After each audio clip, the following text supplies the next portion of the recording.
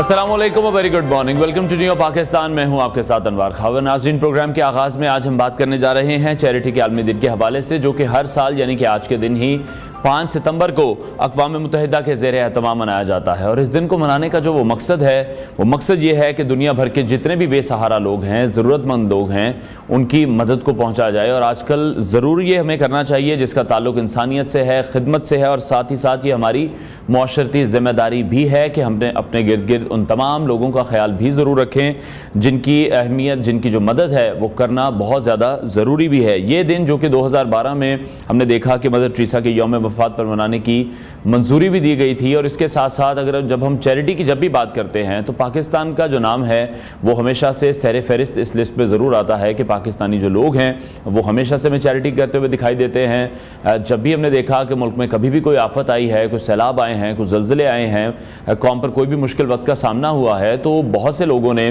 दिल खोल कर चैरिटी की है और अपने तमाम लोगों की मदद की है। चैरिटी जो कि सदका खैरात और सखावत की मुख्तलिफ सूरतों में भी की जाती है, यकीनी तौर पर हमारे माशरे में इस पर मज़ीद बात भी होनी चाहिए और जो हमारे माशरती मसाइल हैं उसको कम करने में भी मददगार साबित हो सकती है। प्रोग्राम में आगे चलकर इस पर मज़ीद भी बात करेंगे।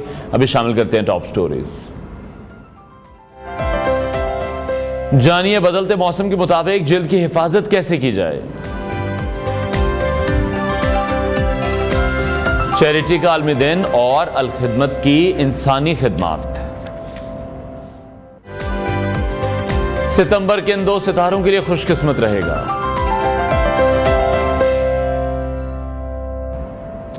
और आपकी मुलाकात कराएंगे सैलाब में फंसे अफराद को बचाने वाले ड्राइवर से।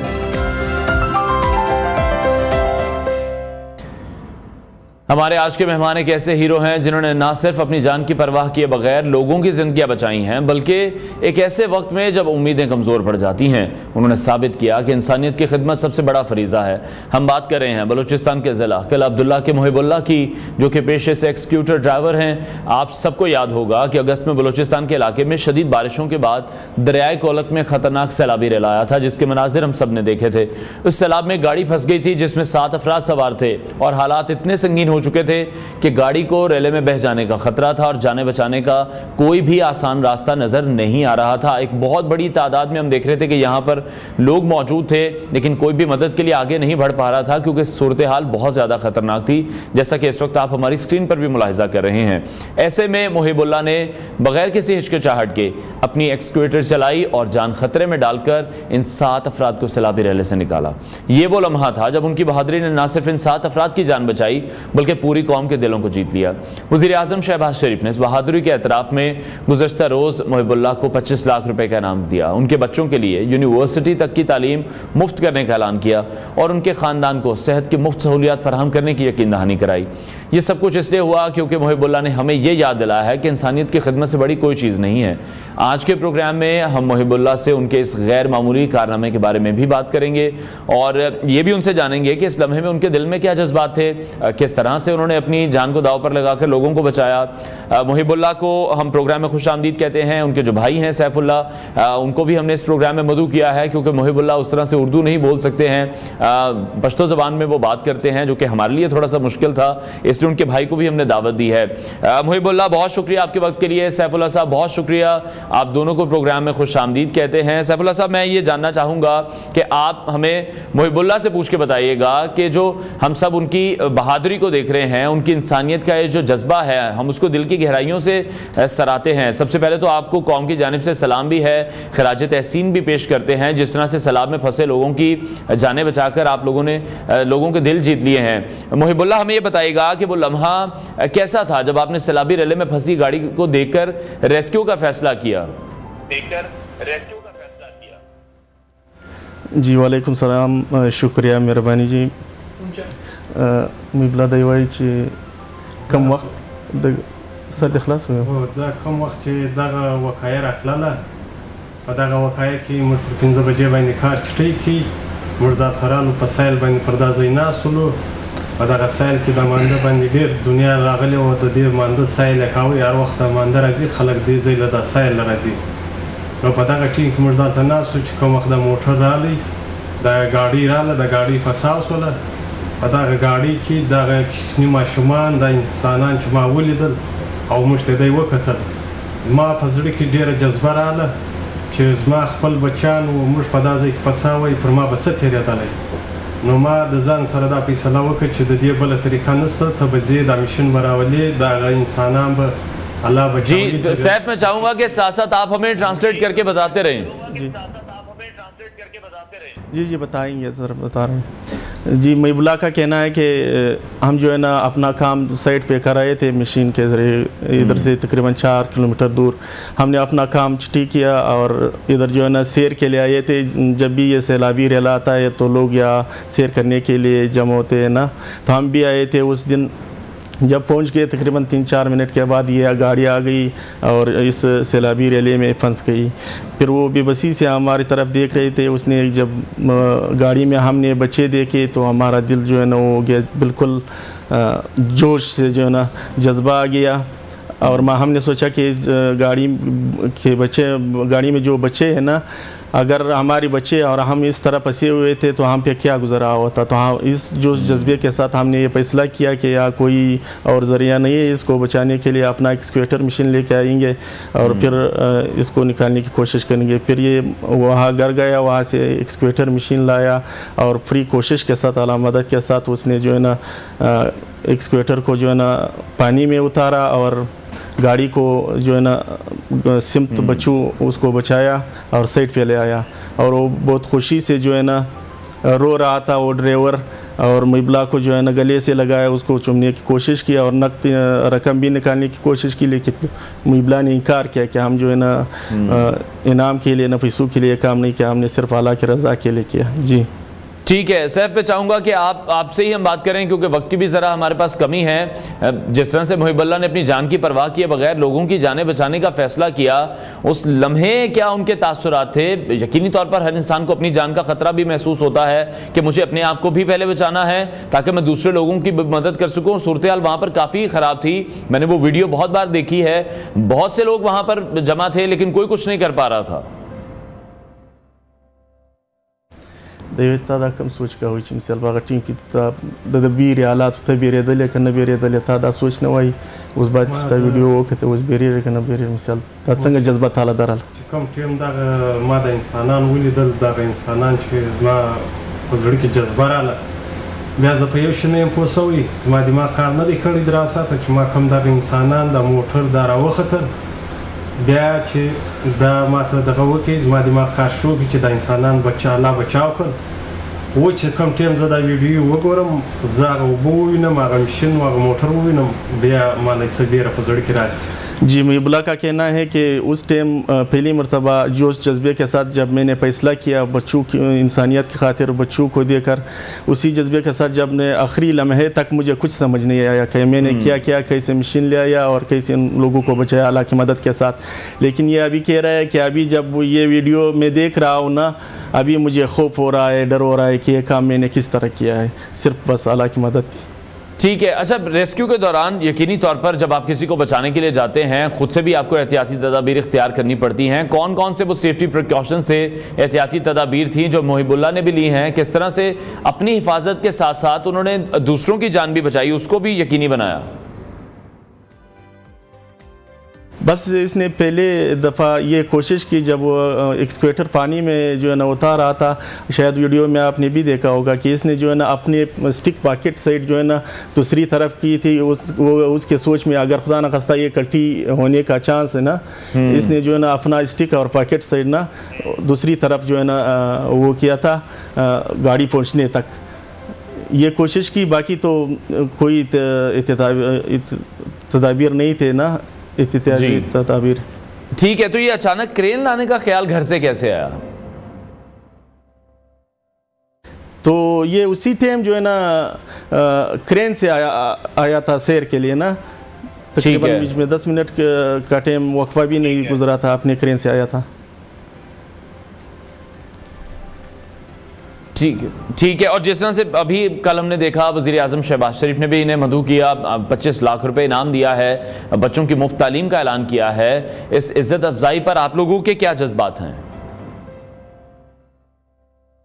वज़ीर आज़म साहब उमरा वोस्ट वज़ीर आज़म पाकिस्तान और इनाम हम दर कई और दक्षिणान तालीम हम दर मुफ्त की तत्से जज्बा तत्से दावा زه خو د دې ډېره شکریه ادا کوم د وزیر اعظم صاحب چې موږ یې راوغوښتل موږ ته دعوت وکړي موږ یې ډېر احترام وکړي بیا یې موږ ته ډېر عزت راکړي زه د دوی ډېره شکریه ادا کوم د پاکستان زه ډېره شکریه ادا کوم چې موږ سره یې ډېر دغه وکړي زموږ په دغه باندې دوی ډېر خوشحاله دي د کور کمانډر د जी जी सैफ मैं चाहूँगा कि आप हमें साथ साथ ट्रांसलेट करते रहिए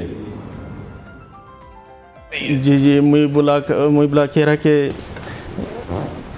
हम जो है ना ख़ासकर वज़ीर आज़म आप पाकिस्तान का बहुत मशहूर है और हमको यहाँ बुला के दावत देकर और हमारी जो है ना वो किया शाबाश दी और हौसला अफजाई की और साथ साथ नकद इनाम भी दिया 25 लाख रुपए और साथ में बच्चों की तालीम भी की हम बेहद मशहूर है हमारे जी अच्छा सैफ जब आप लोगों को ये इल्म हुआ कि ये जो पूरा अमल था मुहिबुल्लाह का जिस तरह से उन्होंने बहादुरी दिखाई है पूरे मुल्क में मशहूर हो चुका है लोग इन्हें हीरो कहकर पुकार रहे हैं तब इनके एहसासात क्या हैं पूरी फैमिली के एहसासात क्या हैं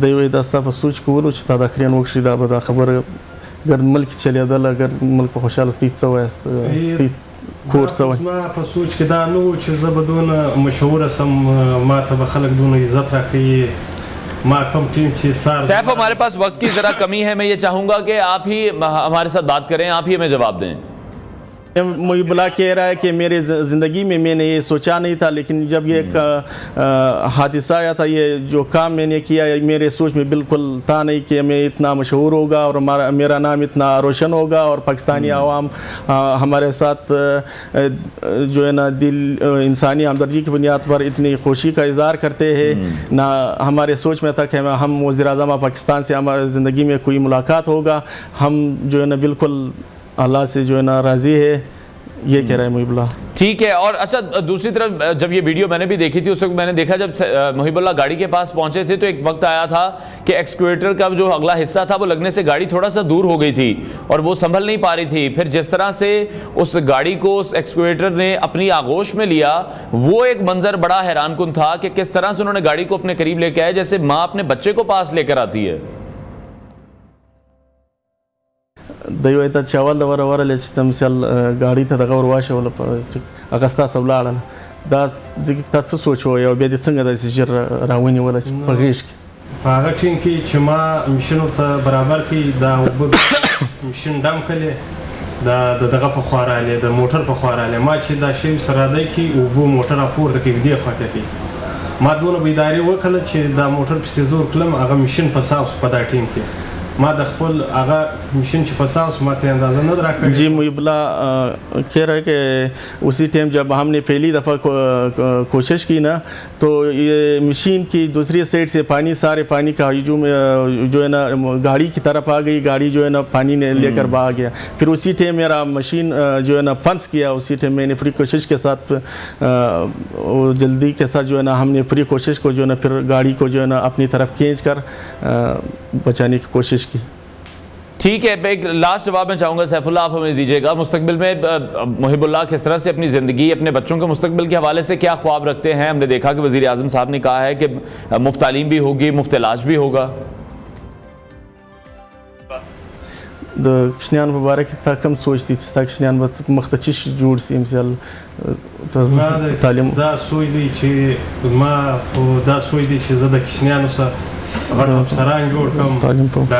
जी मुहिबुल्लाह का कहना है कि हमारा सोच यही है क्योंकि हम भी अनपढ़ है ना लिखे पढ़े नहीं है हमारी ये ख्वाहिश है कि हमारे बच्चे हमारे आने वाले नस्ल जो है ना लिखा पढ़ा हो और उसके लिए हमारी तरह कोई मुश्किल फिर पेश ना आ जाए कि हम आजकल जो है ना आपके सामने जो है ना अपना जो है ना उर्दू ज़बान भी नहीं बोल सकते जी ठीक है, बहुत शुक्रिया मुहिबुल्लाह और सैफुल्लाह हमारे साथ इन कॉन्वर्सेशन थी। हमने देखा कि किस तरह से एक मुश्किल उन्होंने डिसीजन लिया, अपनी जान को भी ख़तरे में डाला, लेकिन बहुत ही जिसे कहते हैं कि महारत के साथ उन्होंने इन तमाम लोगों को रेस्क्यू किया, जो उनके शुक्रगुजार भी हमें दिखाई दी। और कल वज़ीर आज़म शहबाज शरीफ की जानिब से मुहिबुल्लाह को मदहू किया गया, उन्हें 25 लाख रुपये इनामी रकम दी गई है। साथ ही साथ उनके बच्चों के लिए तालीम और सेहत के हवाले से भी वज़ीर आज़म ने ऐलान किया है कि वो भी उन्हें मुफ्त फराहम की जाएगी। ब्रेक लेते हैं नाज़रीन, ब्रेक के बाद आपको दोबारा join. Welcome back to New Pakistan. नाज़रीन, अब हम बात करेंगे उन 2 सितारों की जो इस साल के 9वें महीने यानी सितंबर के लिए खुशियों का गहवारा साबित होने वाले हैं। माहिरीन फल्कियात की जानिब से की गई पेशगोइयों के मुताबिक बुर्ज सुंबला और बुर्ज मेज़ान के लिए महीना गैर मामूली कामयाबियों और खुशियों से भरा होगा। गो कि ऐसे पेशगोइयाँ हैं, लेकिन अक्सर इनमें से सच भी साबित हो जाती हैं, और यही वजह है कि लोगों की दिलचस्पी हमेशा से इस इल्म में रही है। हम सबसे पहले बात करेंगे आज विर्गो के हवाले से। माहिरीन का ये बताना है कि विर्गो जिन लोगों का स्टार है, उन अफराद के लिए सितंबर का महीना बेहद शानदार होगा, और इस महीने में उन्हें अपने आइडियाज़ को खुलकर सामने लाने का मौका मिलेगा। और जो लोग अपनी आमदनी में इजाफे के ख्वाहिशमंद हैं, उनके लिए भी यह महीना खुशखबरियाँ लेकर आएगा, लेकिन इसके लिए ज़रूरी यह है कि ये अफराद अपने ऊपर मुकम्मल तौर पर यकीन रखें और अपने आगे के कामों को एतमाद के साथ सर अंजाम दें, तो कामयाबी उनकी कदम चूमेगी। बस खुद पर एतमाद और मुस्तकिल मिजाजी की बहुत ज़्यादा ज़रूरत भी है। इसके साथ साथ अब हम लिब्रा के हवाले से भी बात करेंगे। लिब्रा हम देखते हैं उन अफराद के लिए जिनके लिए सितंबर का महीना कामयाबियों से भरा होगा, और ये महीना उनके रिश्तों के हवाले से बेहद खुशगवार गुजरेगा।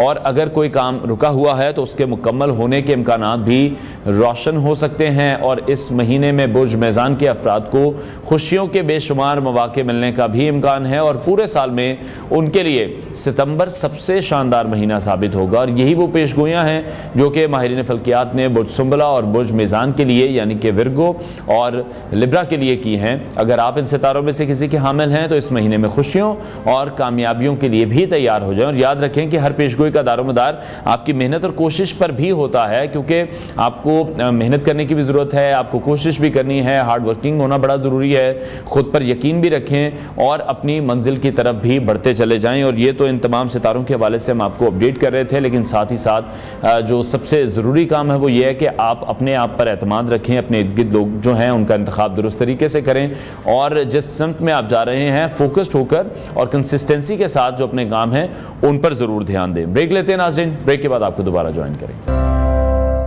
Welcome back to New Pakistan. नाज़रीन, प्रोग्राम के इस हिस्से में हम बात करने जा रहे हैं आपकी स्किन के हवाले से। पाकिस्तान में मौसमों की मुख्तलिफ इक़साम जल्द की सेहत पर मुख्तलिफ तरीके से असरात डालती हैं। शदीद गर्मी, खुश्क सर्दी और बरसात का मौसम हर एक अपने मखसूस चैलेंजेस के साथ आता है, और ख़ास तौर पर बरसात के मौसम में हवा में नमी और हब्स की वजह से जल्दी बीमारियों का ख़तरा भी बढ़ जाता है। बरसात का मौसम पाकिस्तान में नमी और हब्स के साथ आता है, जो कि जल्द की सेहत पर मनफी असरात डाल सकता है। हवा में मौजूद नमी और दर्जा हरारत की तब्दीली जल्द के मसामों को बंद कर देती है, जिससे दाने, खारिश, कील मुहासे और दीगर जल्दी मसाइल पैदा हो सकते हैं। बरसात के मौसम में जल्द को बार बार धोना भी ज़रूरी है, लेकिन यह भी ज़रूरी है कि धोने के बाद जल्द को अच्छी तरह से खुश्क भी किया जाए। नमी की मौजूदगी स्किन में मसाइल पैदा कर सकती है, इसलिए हमें स्किन को साफ़ और खुश रखना भी होता है। जल्द की सेहत के लिए मुनासिब मिक़दार में पानी पीना भी बहुत ज़्यादा ज़रूरी है।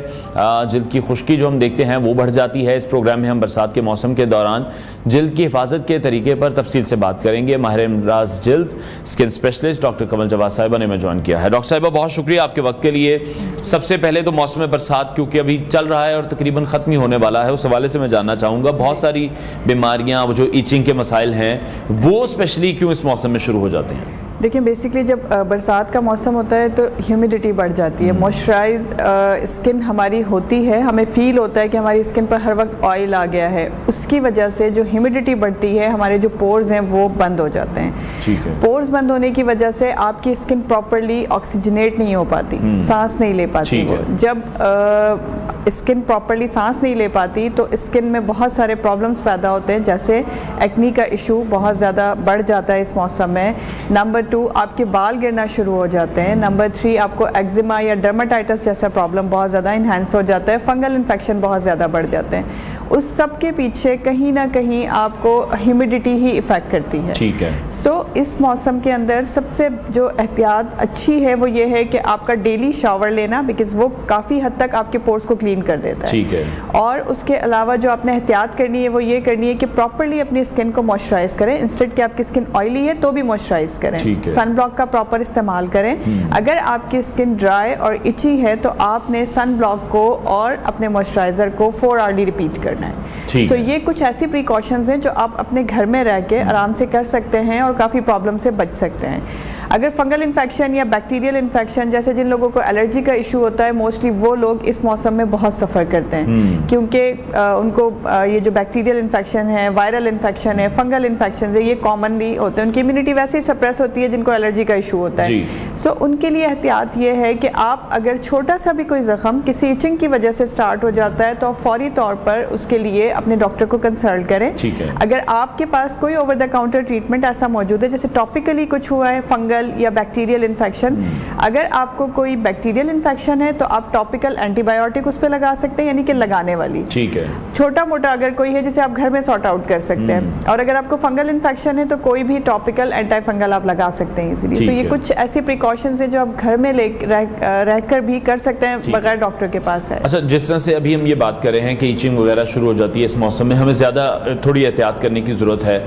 वाटर इनटेक जो है हमारा, वो कितना मैटर करता है? वाटर इनटेक बहुत ज़्यादा हमेशा से ही मैटर करता है। सर्दी, गर्मी, मानसून, कोई भी वेदर हो उसमें आपने, लेकिन इस मौसम के अंदर इसलिए इम्पॉर्टेंट है क्योंकि जितना ज़्यादा आप पानी पीते हैं, ज़्यादा से मतलब ये कि आपने 1 से लेकर और 2 लीटर तक, हर बंदे की अपनी कैपेसिटी होती है, राइट। सो इतना आपने पानी डेली लेना है। आप किसी भी फॉर्म में ले सकते हैं। सादा पानी सबसे बेस्ट है अगर आप वो लेते हैं। कोल्ड ड्रिंक्स को मैं उसमें शामिल नहीं करती। बहुत सारे लोग कंसिडर करते हैं कि हम कोल्ड ड्रिंक्स, सॉफ्ट ड्रिंक्स पीते हैं तो वो भी पानी है। सो इट्स नॉट पानी। आप सादा पानी लें, वो बेस्ट है। आप फ्रेश फ्रूट्स और जूसेस उनके, लेकिन फ्रेश ही होने चाहिए। वो भी कहीं ना कहीं आपकी हाइड्रेशन को मेंटेन करते हैं। जिन लोगों की हाइड्रेशन मेंटेन रहती है उन्हें इचिंग का प्रॉब्लम, उन्हें ड्राइनेस का इशू और कहीं ना कहीं उन्हें आपकी इम्यूनिटी को स्ट्रॉन्ग करने का जो है वो सबब बनती है। यानी कि एक्सटर्नली तो चीज़ों को हम देखें, लेकिन सबसे पहले इंटरनली देखें कि इंटरनली वो चीज़ें ठीक होनी चाहिए। अच्छा, एक लोगों का बहुत ज़्यादा प्रॉब्लम है, जैसे जो जॉब्स के लिए निकलते हैं, वो सबसे पहले अगर उन्होंने शावर लिया तो उनके पास टाइम नहीं होता अपने पाँव सुखाने का,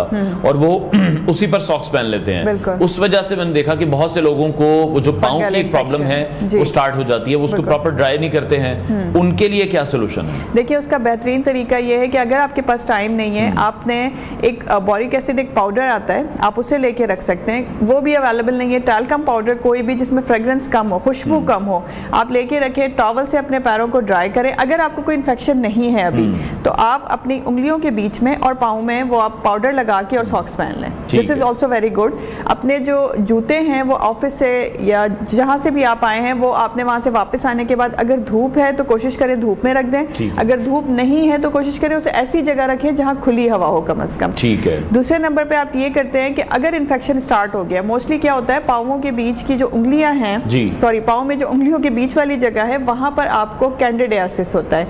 व्हाइट कलर की स्किन हो जाती है जो कि एक फंगल इन्फेक्शन है। उसके लिए फिर आपको प्रॉपरली ट्रीटमेंट लेना पड़ेगा। आपके पाँव का गीला होना उसे मजीद एनहांस करेगा। ठीक है। तो आपने एहतियात ये करनी कि कुछ ना करें तो कम से कम टॉवल ड्राई जरूर कर लें। ठीक है। लेकिन कुछ लोगों की फिर ये भी प्रॉब्लम है कि वो इन तमाम चीज़ों से मतलब निपटने के लिए वो बार बार अपने हाथ धो रहे हैं, बार बार अपना मुंह धो रहे हैं और डिफरेंट किस्म के सोप्स यूज़ कर रहे हैं या फेस वॉश यूज़ कर रहे हैं। उसकी भी एक क्वांटिटी लिमिटेड होनी चाहिए या जितनी मर्जी बार आप मुंह धो लें? नहीं, बिल्कुल जितनी मर्जी बार आप नहीं धोएंगे, क्योंकि देखिए कुछ भी है, जितने भी साबुन हैं, जितने भी फेस वॉशेस हैं, इनमें केमिकल तो मौजूद है। आपका ओवर इस चीज़ को करना, आप दिन में 2 से 3 मरतबा अपना फेस वॉश कर सकते हैं। हाथ ऑब्वियसली जब आपको नीड है तो धोएं। अगर आप कॉन्टिन्यूसली ये काम करेंगे तो आपकी स्किन का जो नेचुरल मॉइस्चराइजर है वो खत्म होता जाएगा। आपकी स्किन ड्राई होना शुरू हो जाएगी। भले से आपकी स्किन ऑयली है, लेकिन फिर भी आपने एक लिमिट में रह के कोई फेस वॉश यूज करना है, एक लिमिट में रह के कोई भी साबुन इस्तेमाल करना है। और जितने भी मतलब मतलब ये जो हम ख़ास तौर पे देखते हैं एडवर्टाइज में, बहुत सारे हमारे पास ऐसे सोप्स होते हैं जिन्हें स्पेशली बताया जाता है कि ये स्किन केयर के लिए हैं, हम उन्हें रिकमेंड नहीं करते। आपकी स्किन को मॉइस्चराइज़र चाहिए तो आपने ऐसे सोप का इंतखाब करना है जो कि आपको मॉइस्चराइज़र दे। ऐसा बॉडी वॉश चूज़ करना है और ऐसा ही फेस वॉश चूज़ करना है। सो बार बार ना धोएं, दिन में 2 से 3 मरतबा इज़ इनफ। 5 मरतबा वजू कर लें आप, देखें आपका बहुत अच्छा हाइड्रेशन लेवल मेंटेन हो जाता है, ठीक हो गया। अच्छा, बहुत से अब ये भी जानना चाहते हैं कि जब भी वो फेस वॉश कर रहे हैं तो वो चेहरे को किस चीज़ से खुश करें? वो टॉवल से खुश करें, क्योंकि वही टॉवल फिर आमतौर पर तो ये होता है कि सभी यूज़ कर रहे हैं और किसी को नहीं पता, सबके फेस पर लग रहा है। टिश्यू से साफ करना चाहिए चेहरा, किस तरह से उसको हम ड्राई किस तरह से करें? देखिए, मैं तो वैसे मोस्टली ना अपने पेशेंट्स को एहतियात से ये कहती हूँ कि प्लीज़ उसे सेल्फ ड्राई होने दें, बट ऑब्वियसली इतना टाइम नहीं होता, तो उसका बेस्ट तरीका ये है कई लोगों को तो उलझन भी होती है, उलझन होती है। मॉप कर लें आप टिश्यू के साथ। टॉवल मैं खुद यूज़ नहीं करती, इसलिए सबको कहती हूँ कि टॉवल यूज़ ना करें, बेहतर यही है। बिकॉज कुछ भी हो, अगर आपका अपना भी टॉवल है तो कहीं ना कहीं आपको जर्म्स लगते हैं। उसकी टॉवल जितना मर्जी सॉफ्ट हो वो आपकी स्किन को इरिटेट करता है, और फेस की स्किन सबसे ज्यादा सेंसिटिव होती है। सो बेहतर ये है कि आप टिश्यू लें और अपने फेस को आपने रगड़ना नहीं है, बिकॉज जो गीली स्किन होती है वो सेंसिटिव होती है, आपने मॉप कर लेना है उसको। ठीक है। और जो एक्नी फिर जिन लोगों को हो जाती है इस मौसम में, क्योंकि स्पेसिफिकली तो आज हम इसी टॉपिक पर हैं कि इस मौसम में किस तरह से उससे डील किया जाए, बिल्कुल उससे कैसे छुटकारा हासिल हो? इस मौसम में जिन लोगों को भी एक्नी है उनके लिए खास तौर पे मेरी एक हिदायत है, दो तरह की एक्नी हो सकती है। जिनकी ड्राई स्किन है उन्हें ड्राई एक्नी हो सकती है, जिनकी ऑयली स्किन है उन्हें इन्फ्लेमेटरी एक्नी हो सकती है। सो इन्फ्लेमेटरी एक्नी होने की निशानी ये है कि आपको पस वाले दाने बनेंगे, उसमें से ब्लड भी आएगा, पस भी आएगा। जो आपको ड्राई एक्नी है, आपको सिर्फ पिंपल्स फील होंगे, ब्लैक हेड्स, व्हाइट हेड्स। बहुत सारे लोगों को ये प्रॉब्लम होती है कि वो उन्हें लगता है उन्हें एक्नी नहीं है, वो आके उसको प्रोनाउंस ये करते हैं कि हमें पिंपल्स नहीं हो रहे हैं, हमें सिर्फ ब्लैक हेड्स, व्हाइट हेड्स हैं। तो ब्लैक हेड्स, व्हाइट हेड्स दोनों एक्नी की शुरुआत है। एहतियात क्या करनी है, अगर आपकी स्किन ऑयली है तो आपने दिन में 3 से 4 मरतबा किसी भी अच्छे ऐसे फेस वॉश से अपना चेहरा धोना है जो जिसके अंदर मैंडालिक एसिड मौजूद हो, जिसके अंदर एलोवेरा मौजूद हो, जिसके अंदर प्रॉपर मॉइस्चराइजर मौजूद हो। आपने अपना फेस वॉश खुद चूज करना है, ओवर द काउंटर बहुत सारे अवेलेबल हैं, राइट। उसके अलावा आपने क्या करना है, हर घर में एलोवेरा मौजूद होता है। आपने एलोवेरा को लिया, उसका गुदा निकाला और उसके बाद आप उसे 1 से 2 घंटे के लिए फ्रिज में रख दें, और फिर वो एलोवेरा आप अपने फेस पर, ये मैं बता रही हूँ लोगों के लिए जिनकी स्किन ऑयली है, और अगर आप पहले सेंसिटिविटी चेक करेंगे, ऐसा ना हो कि आपको एलोवेरा से कोई एलर्जी हो, वो चेक करने के बाद आप एलोवेरा अपने फेस पे लगा सकते हैं। एलोवेरा ना सिर्फ आपके स्किन का एक्स्ट्रा ऑयल खत्म करेगा बल्कि काफी हद तक एक्नी भी कंट्रोल कर लेगा। बहुत सारा ओवर द काउंटर अवेलेबल होते हैं, क्लिंडामाइसिन 1%, आप वो भी अपने चेहरे पे लगा सकते हैं। ये मैं केमिकल नेम बता रही हूँ, मार्केटिंग नेम से बहुत सारे अवेलेबल हैं, राइट। ठीक है, तो वो आप अपने चेहरे पर, अपने दानों पर लगा सकते हैं, चाहे आपको इन्फ्लेमेटरी एक्नी हो, चाहे आपको दूसरी ड्राई एक्नी हो, दोनों कंडीशंस में लगा सकते हैं। ड्राई एक्नी की सूरत में आपने फेस वॉश वो चूज करना है जिसमें मैंडालिक कोई भी ऐसी चीज मौजूद ना हो जो आपकी स्किन को मजीद ड्राई करे। ठीक है। सो ऐसे बहुत सारे फेस वॉशेस अवेलेबल हैं जो ड्राई एक्नी के लिए होते हैं। सो वो करने के बाद आप भी एलोवेरा यूज कर सकते हैं। एलोवेरा आपने यूज कैसे करना है, जिस तरह से ऑयली एक्नी वाले वो रात भर लगा के रखेंगे जिनको ऑयली एक्नी है, बट जिनको ड्राई एक्नी है वो 2 या 3 घंटे के लिए दिन में लगाएंगे। उसके बाद अपने फेस पर कोई भी मॉइस्चराइजर अप्लाई कर लेंगे जो कि ऑयली होगा। ठीक है। अच्छा, जिस तरह से अभी आपने कहा कि व्हाइट हेड और ब्लैक हेड जो है वो एक्नी का स्टार्ट है, हालांकि बहुत से लोगों को ये चीज पता नहीं है, वो समझते हैं बस वो हैं और वो किसी भी सैलून पे जाकर या उनको निकलवा सकते हैं। तो उसका प्रॉपर हल क्या है? ये आम सैलून्स पर जाकर जो व्हाइट हेड या ब्लैक हेड निकाले जाते हैं, ये कितना सेफ है या नहीं सेफ? देखिए, हाइजीनिकली ये बिल्कुल सेफ इसलिए नहीं होता कि ऐसा तो नहीं होता कि सैलून्स पे आपने वो प्रॉपर स्टरलाइजिंग मशीन रखी हुई है, जो पेन या जो भी चीज आपके लिए यूज की गई वो स्टरलाइज्ड करेंगे फिर आपको देंगे। सो हाइजीनिकली इट्स नॉट गुड। ठीक है। आपने उन ब्लैक हेड्स और व्हाइट हेड्स को निकालने के लिए सैलून का रुख नहीं करना, because her black head white head निकालने के लिए भी नहीं होता, क्योंकि अगर आप उसे छेड़ते हैं तो वो एक्नी को एग्जेजरेट करवा देता है। सो बेहतर यही है कि अगर आपको ब्लैक हेड्स व्हाइट हेड्स हैं तो सबसे पहले तो आप एलोवेरा और क्लिंडामाइसिन 1% अप्लाई करें अपने फेस पर। अगर घर पर इन चीज़ों से काम नहीं बनता है तो फिर definitely you should come to your dermatologist, और वो आपको आपकी स्किन के मुताबिक बताएंगे कि इन ब्लैक हेड्स व्हाइट हेड्स को कब कैसे और किस कंडीशन में निकलवाना चाहिए या ना निकलवाएं, आप मेडिकेशन से भी ठीक हो सकते हैं। ठीक हो गया। दूसरी तरफ जिन लोगों की स्किन ड्राई है और उनके स्किन पर फिर पैचेस बनने शुरू हो जाते हैं जी, वो उसका क्या हल करें? इसमें ना अनवार दो तरह के पैचेस होते हैं। एक तो जो वाइट पैचेस बनते हैं वो फंगल इन्फेक्शन होता है। ठीक है। हम उसे कॉमनली आपने देखा होगा, बहुत सारी माएँ भी कह रही होती हैं, बच्चों को होते हैं कि कैल्शियम की कमी के धब्बे बन रहे हैं, वाइट कलर के पैचेस स्किन पर आ जाना या आपके अपर शोल्डर पे आ जाना, नेक पे आ जाना, बैक ऑफ द नेक पे आ जाना। So this is fungal infection. ठीक है। और ये फंगल इन्फेक्शन प्रॉपर ट्रीटमेंट लिए बगैर नहीं जाता। एक बात ये। दूसरे जो वाइट पैचेस बनना शुरू होते हैं ड्राइनेस की वजह से, वो उसका हल सीधा सा आप मॉइस्चराइजर अप्लाई करें। ठीक हो गया। और ये जो आजकल सोशल मीडिया पर हम काफ़ी देख रहे हैं कि आप रात को फेस पर आइसिंग करके सोएं, ये तमाम लोगों के लिए ठीक है जिनको एक्नी भी है, जिनकी ड्राई स्किन भी है, जिनकी ऑयली स्किन भी है, या इसमें भी हमें कोई एहतियात करनी चाहिए? इसमें एहतियात बिल्कुल करनी चाहिए। आप आइसिंग करें, फेस आइसिंग बहुत अच्छी है और मैं तो इसे सेलिब्रिटीज़ का हैक कहती हूँ कि वो इसे यूज़ करते हैं। आप फेस आइसिंग कर सकते हैं, लेकिन डायरेक्टली कभी भी आपने आइस अपने फेस पे अप्लाई नहीं करना। आपने उसे किसी भी कॉटन में लपेट के यूज़ करना है। आपने उसे किसी और फॉर्मुलेशन में, जैसे मैं मल्टीपल टाइम बताती हूँ कि खीरे का जूस लेके अपनी आइस क्यूब्स में रख लीजिए और रात में जब भी आप घर आते हैं अपना मेकअप रिमूव करने के बाद टीवी के सामने बैठे हैं, वैसे ही फैमिली में बैठे हैं, आप वो आइस क्यूब निकालें और उसे किसी भी टिश्यू पेपर में या कॉटन में लेके अपने फेस पर आप रब कर सकते हैं। So this is very good, very best, because इससे ना सिर्फ आपके पोर्स क्लोज होते हैं बल्कि आपकी स्किन पर खीरे की वजह से वो ब्राइटन अप लुक आ जाता है बहुत अच्छा। दूसरी बात, आपकी एक्नी भी काफी हद तक उससे सप्रेस हो जाती है। ठीक है। आपकी पिगमेंटेशन जो है वो काफ़ी हद तक सप्रेस हो जाती है। दूसरा तरीका यह है कि आप सुबह में अर्ली मॉर्निंग जब उठते हैं, बहुत सारे लोगों को आइस की पफिनेस का इशू होता है। उसके अलावा लोगों को इशू होता है कि जब वो सुबह उठते हैं तो उनका चेहरा बहुत ज़्यादा सूजा सूजा सा महसूस होता है, स्वेलिंग होती है। उसका बेहतरीन तरीका ये है कि आप एक बॉल में लें पानी, ठंडा पानी होना चाहिए, उसमें आइस क्यूब्स डालें और अपना पूरा फेस आप उसमें डिप करें, जितनी देर रख सकते हैं, 1 second, 2 second, 3 second, it's up to you कि जितना आप रख सकते हैं। ऐसा ना उसमें डाल के मुंह भूल जाएं आप। ठीक है। तो वो आपने करना है, 3 से 4 मरतबा इसे रिपीट करें और उसके बाद काफ़ी हद तक आपकी आई की जो पफिनेस है ये कंट्रोल होगी, आपके फेस का ग्लो इंक्रीज होगा, स्वेलिंग काफ़ी हद तक कंट्रोल हो जाएगी और लुक भी बहुत ब्राइटन अप हो जाएगा। So this is the hack. आप इसको 3 से 4 मरतबा एक वीक में कर सकते हैं, रिपीट कर सकते हैं। लेकिन जिन लोगों को सेंसिटिविटी होती है किसी भी ठंडी चीज़ से, उन्होंने एहतियात करना है। जिन्हें एक्जिमा का इशू है उन्हें एहतियात करना है। जिनके फेस पे किसी भी जगह पे कोई कट लगा हुआ है या कोई भी एलर्जिक रिएक्शन हुआ हुआ है, उन्हें एहतियात करना है। ठीक है, वो नहीं यूज करेंगे। अच्छा, दूसरी तरफ सबसे बड़ी जो प्रॉब्लम है आजकल वो ये है कि नींद की जो कमी है, नींद हम पूरी नहीं करते हैं, उसके बाद फिर जो डार्क सर्कल हैं वो फिर स्किन को आपकी डैमेज भी कर रहे हैं, आपकी लुक्स भी खराब कर रहे हैं। तो डार्क सर्कल के निपटने के लिए नींद पूरी करने के अलावा क्या कौन कौन से तरीके हैं? नींद पूरी करने के मतलब नींद का नाम ही मालूम है, वो हम नहीं कर सकते पूरी।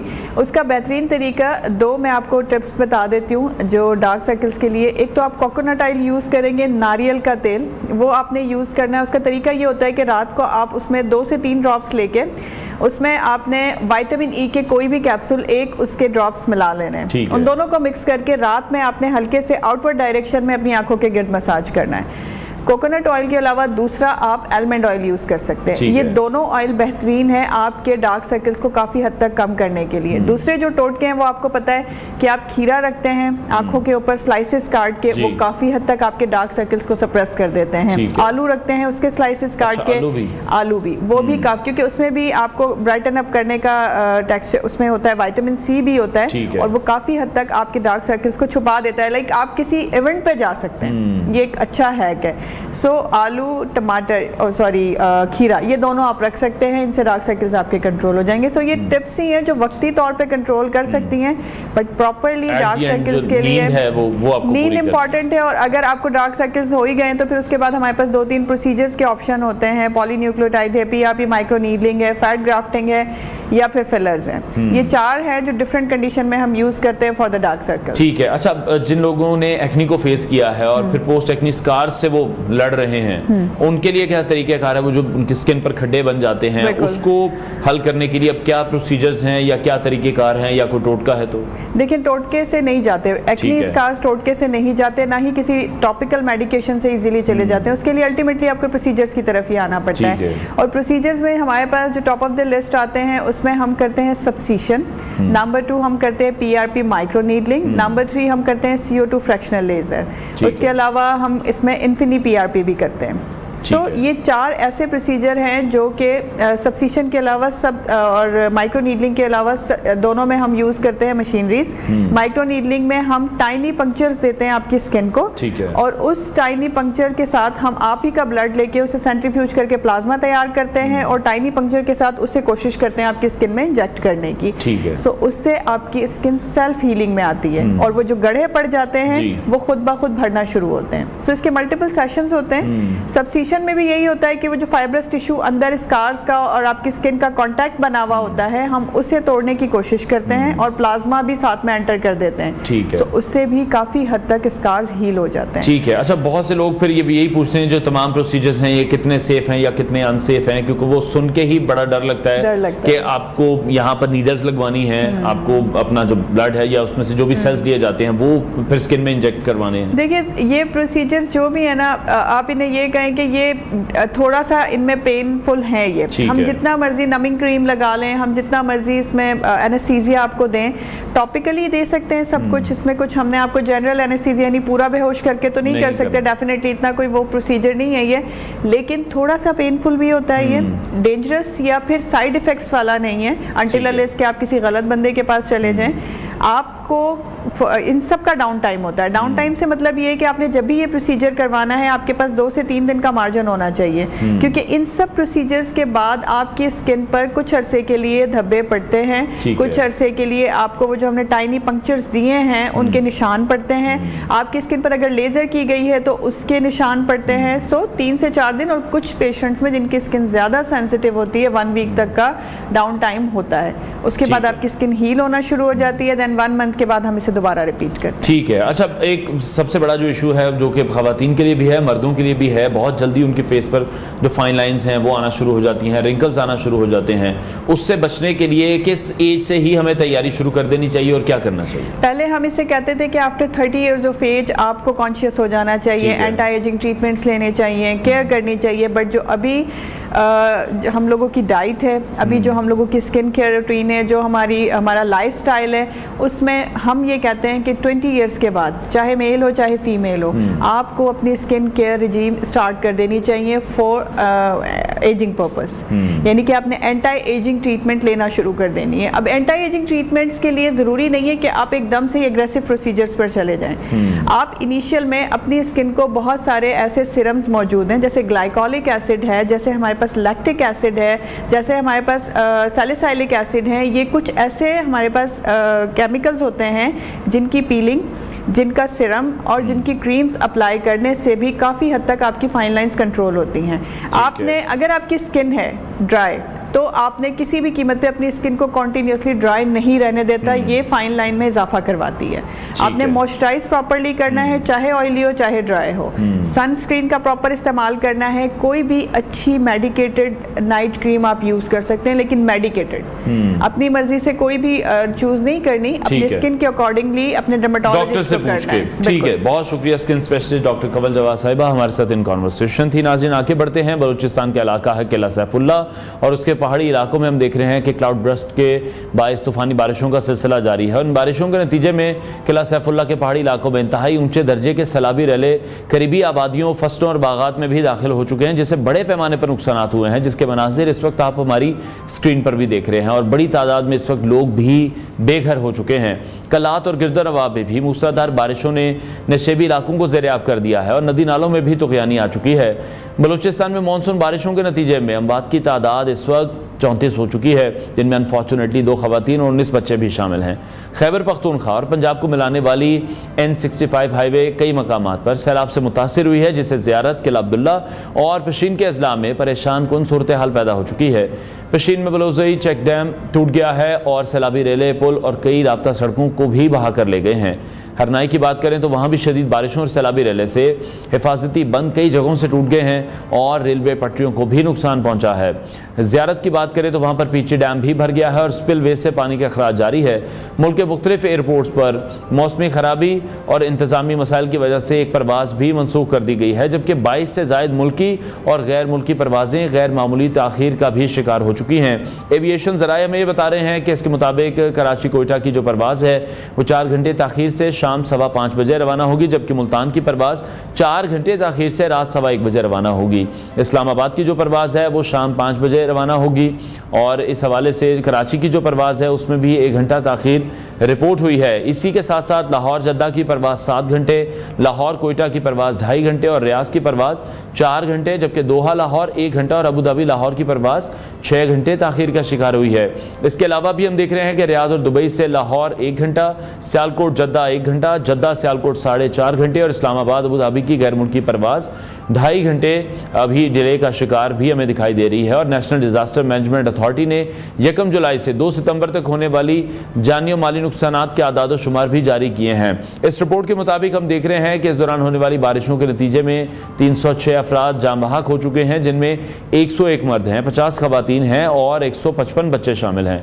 बलूचिस्तान में 31, खैबर पख्तूनख्वा में 88, पंजाब में 114, सिंध में 61, गिलगित बल्तिस्तान में 4 और आज़ाद जम्मू कश्मीर में 8 अफराद जान से हाथ धो बैठे हैं। इन तमाम हादसात में 591 अफराद जख्मी हुए हैं।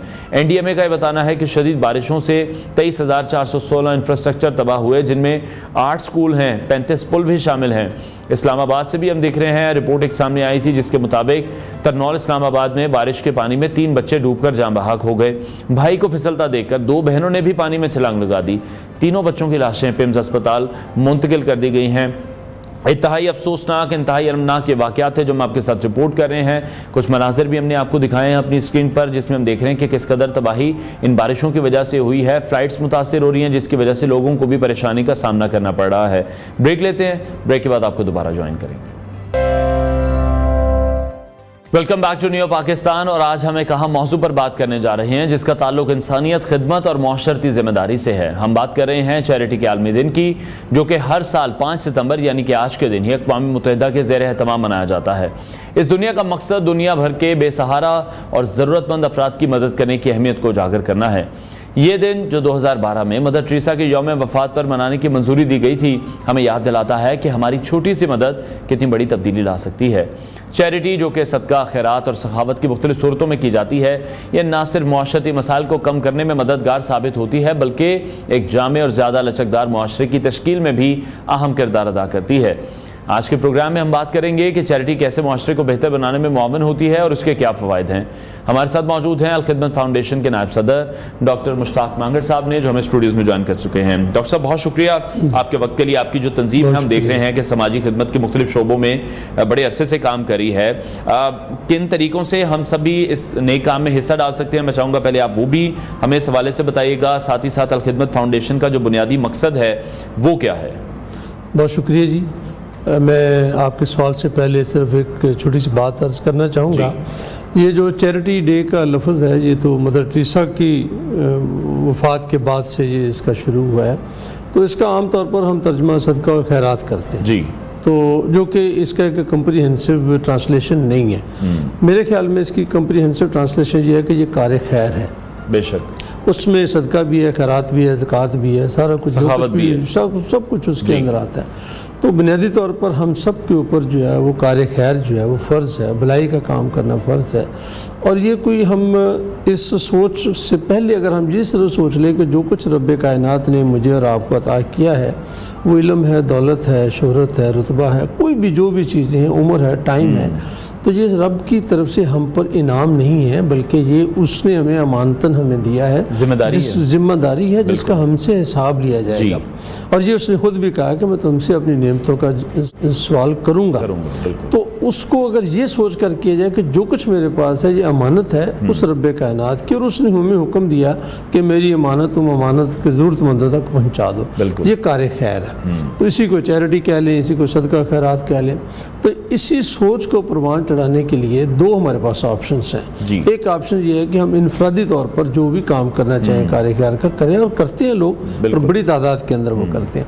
और दूसरा ये है कि ये कार्य खैर को अगर हम कोई इज्तिमाई शक्ल दे दें तो ये ज़्यादा मुफीद भी होती है और देरपा भी होती है। ठीक है। तो अल-खिदमत फाउंडेशन ने कार्य खैर में हिस्सा लेने वाले लोगों की, खा वो कोई उलमा कराम है, प्रोफेसर्स हैं, कोई पैसा दे सकता है, कोई वक्त दे सकता है, कोई अपना इल्म दे सकता है, उन सब लोगों को एक प्लेटफॉर्म पर हमने इकट्ठा किया है। और फिर हमने कहा कि जी आए हम मिलकर ये काम करते हैं। जो हमारा कार्य खैर का काम है उसके 3 बुनियादी जो स्ट्रेटजिक पॉइंट्स हैं वो ये हैं। एक तो ये कि हम पाकिस्तान के हर हिस्से के अंदर काम करते हैं, अल्हम्दुलिल्लाह को 150 से ज़्यादा हमारे दफातर हैं, और उसके अलावा दुनिया भर के 8 से 10 ममालिक के अंदर हम काम करते हैं। तो ये भी एक अल्हम्दुलिल्लाह एक बहुत बड़ा, तो आपका जहाँ जी चाहे काम सकते हैं।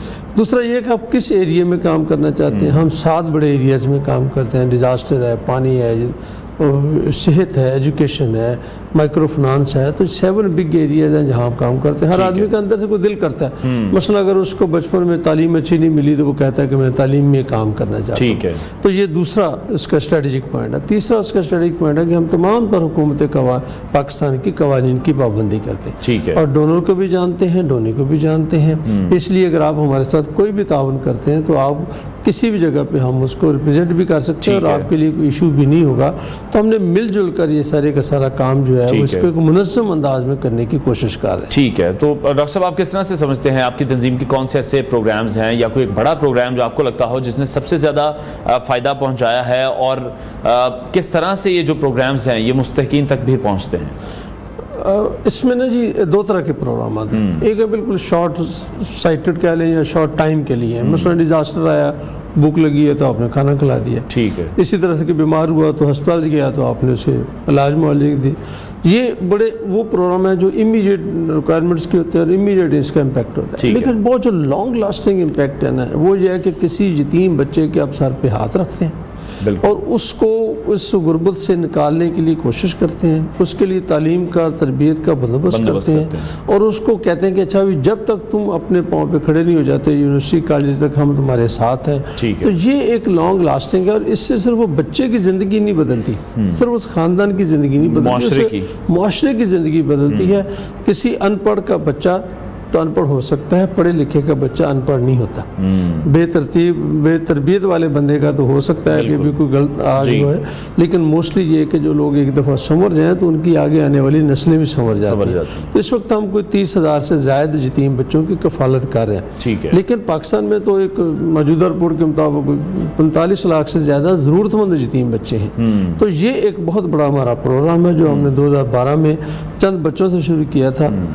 अब तक हम 30,000 और इसमें कुछ हमारे कोई 22 अदारे ऐसे हैं जहाँ पर हम बच्चों को घरों में रखते हैं। आगोश हमने उसका नाम दिया, आप ऑर्फनेज कह सकते हैं। और वो बच्चों की तादाद थोड़ी है, वो ज़्यादा से ज़्यादा 2-2.5 हज़ार है, लेकिन जो असल बच्चे हैं वो अपने घरों में वालदा के साथ या अपनी फैमिली के साथ रहते हैं।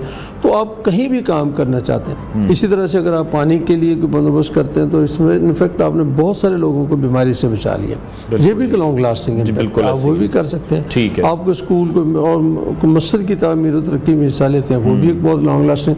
तो जैसा आपका जी करे, तो मेरे नज़दीक ये है कि थोड़ा सा वो काम हमें ज़्यादा प्रेफरेबली करने चाहिए जिसका इम्पैक्ट लॉन्ग लास्टिंग हो और जो आने वाली सदियों में, दहाइयों के अंदर जिसके साथ अच्छे मुरतब हो। ठीक है। अच्छा, कई सालों से हम देख रहे हैं कि पाकिस्तान जिस तरह से क्लाइमेट चेंज का भी अभी सामना कर रहा है। 2022 में हमने देखा जिस बड़े पैमाने पर सैलाब ने तबाहकारियाँ मचाई हैं, और इस साल भी हम देख रहे हैं उस तरह से तो शुक्र अल्लाह का कि डैमेज नहीं हुआ, बट स्टिल सैलाब की जो तबाहकारियाँ हैं वो जारी हैं। बहुत से ऐसे लोग हैं जो अपनी जान से भी उन्हें हाथ धोना पड़ा है, बहुत से लोगों के घर बह गए हैं। सैलाब मुतासरीन के लिए स्पेसिफिकली किस तरह से काम किया जा रहा है? इसमें नहीं, हमने 2 काम कर रहे हैं। एक तो बिल्कुल वही काम है जो शॉर्ट टर्म है कि हम उनको वहाँ से निकाल, 3 काम होते हैं ना, फौरी तौर पर रेस्क्यू करना है, फिर हम उनको किसी न किसी तरीके से उनको कहीं बिठाते हैं, रिलीफ का काम करते हैं, फिर रिहेबिलिटेशन का काम है। आज तक भी 2022 के लोगों के घर हम बना रहे हैं। आज तक भी 2005 के ज़लज़ले के बाद भी कई सालों तक हम वहाँ पर रहे हैं। तो ये काम तो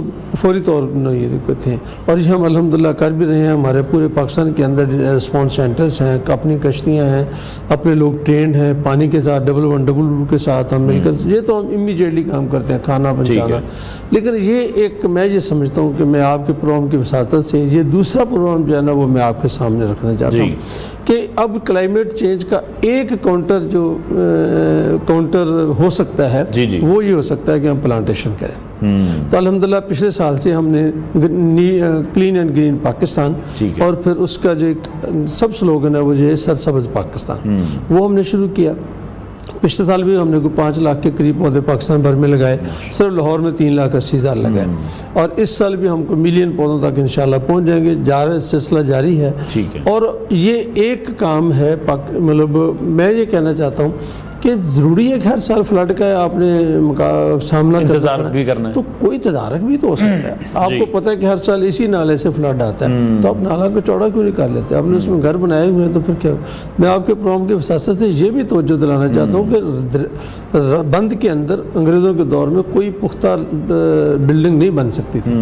आज आप लाहौर बंद के अंदर देखें तो 10-15 लाख लोग आबाद हैं। अब वो पानी नहीं आया, लेकिन जिस दिन एक्स्ट्रा ऑर्डिनरी बारिशें इंडिया में हो गई और इसमें दरिया में पानी आया, तो आप अंदाज़ा कर सकते हैं कि फिर क्या सूरत हाल यहाँ पर होगी। बिल्कुल। तो हम उसमें भी काम कर रहे हैं कि लोगों में अवेयरनेस हो कि भाई पानी के रास्ते को तंग ना करो और प्लांटेशन करें, ताकि मदद के साथ साथ हमें देखना है कि जहाँ से इशू डेवलप हो रहा है उसका जो ग्रास रूट लेवल है उसको जाके भी सॉर्ट आउट जी हाँ, मुझे ही मेन उस पर हमारी पूरी की पूरी तवज्जो दोनों साइड। ठीक है डॉक्टर साहब, आप किस तरह से देख रहे हैं? पाकिस्तानी हमने हमेशा से देखा चैरिटी करने में सबसे आगे रहते हैं अल्हम्दुलिल्लाह, उसमें ओवरसीज़ पाकिस्तानियों की एक बहुत बड़ी कंट्रीब्यूशन है। मैं चाहूँगा आप वो भी हमें बताइएगा।